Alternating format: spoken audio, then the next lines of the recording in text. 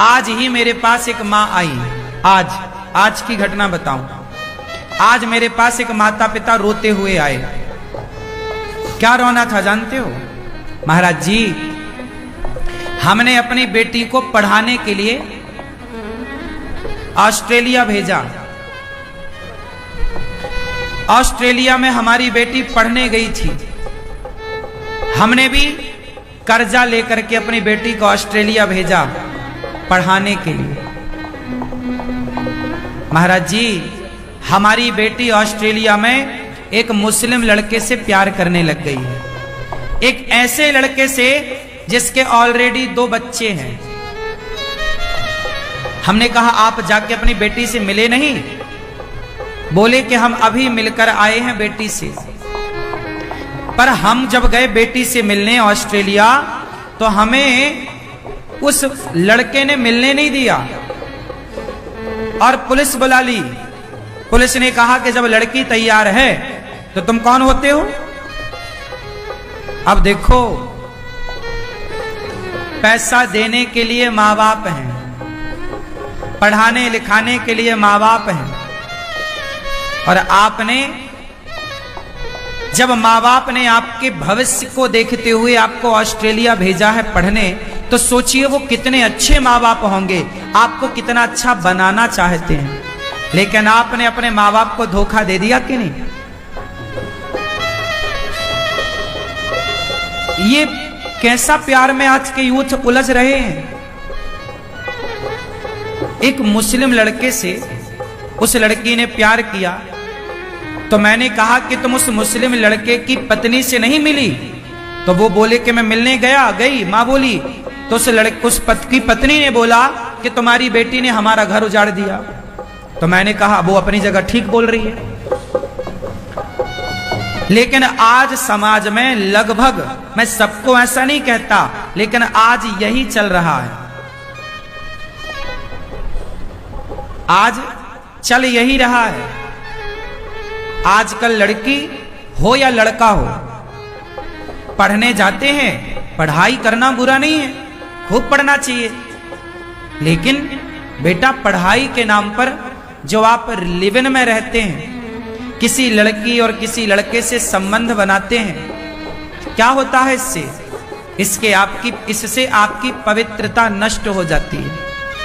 इससे आपके संस्कार बिगड़ते हैं।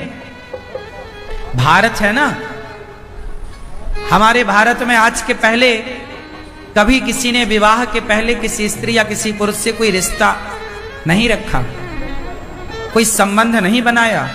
वो संबंध को समाज गलत कहती है। आपने विवाह के पहले किसी लड़की से किसी लड़के से रिश्ता बनाया, संबंध बनाया, वो गलत है। ये लिव इन का कल्चर क्या है हमारे भारत में? तो सदियों से हमारे भारत के कुत्ते लिव इन में रहते चले आए हैं। हमारे यहां तो कुत्ता बिल्ली वर्षों से लिव इन में रह रहे हैं। आजकल तुमने भी उन कुत्तों वाला कल्चर अपना लिया है। इसलिए पढ़ाई करने गए हो ना, तो पढ़ाई पर ध्यान दो, खूब पढ़ो, नाम कमाओ, इज्जत कमाओ, पैसा कमाओ। काबिलियत होगी, योग्यता होगी तो पैसा पीछे पीछे दौड़ेगा। ये लोग पीछे पीछे दौड़ेंगे। आपकी बेटी में काबिलियत है, आपके बेटे में काबिलियत है, खूब रिश्ते आएंगे। शादी कैसे करनी चाहिए?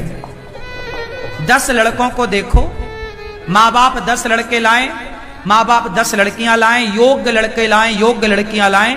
उन 10 में से तुम छांट लो। 10 योग्य लड़कियों में, 10 योग्य लड़कों में देख लो। पहले के जमाने में स्वयंवर होता था। क्या होता था? क्या होता था? स्वयंवर। स्वयंवर का अर्थ है स्वयं को वर चुनना। स्वयं वर चुनिए। कैसे?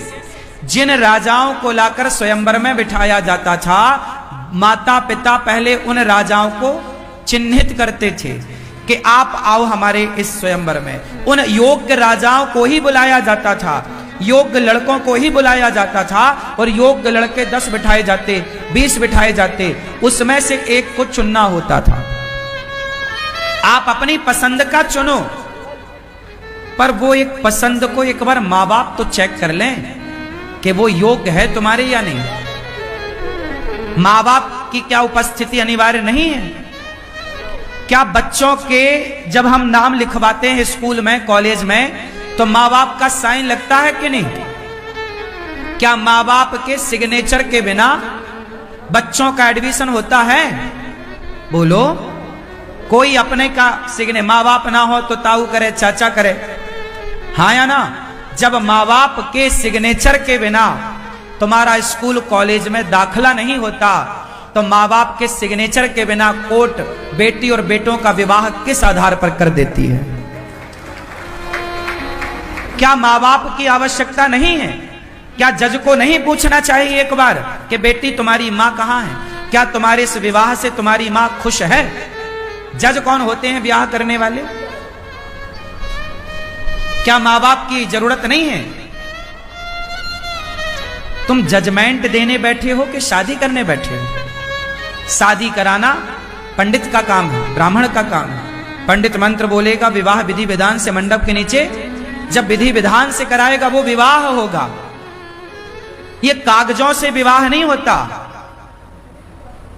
आज विवाह सर्टिफिकेट मांगा जाता है कि आज के 50 साल पहले विवाह सर्टिफिकेट मांगा गया। ठीक है, आज की जरूरत है तो मांगो, जरूरत है तो मांगो, ठीक है, परंतु विवाह को विवाह के तरीके से करो। अग्नि साक्षी होती है विवाह में, समाज साक्षी होता है विवाह में। वो कैसा विवाह जिसमें माता पिता ही नहीं थे और आपने विवाह कर दिया? बताओ ये सही है? अब बताओ। 21वीं सदी है, आज का जागरूक समाज है। तो जागरूक समाज का अर्थ ये नहीं है कि हम अपने संस्कारों को भूल जाएं। जागरूकता का मतलब ये बिल्कुल नहीं है कि आप अपने संस्कारों को भुला दें। इसलिए शादी ब्याह करना बुरा नहीं है, पर अपने माता पिता की उपस्थिति में, माता पिता की राजी मर्जी से।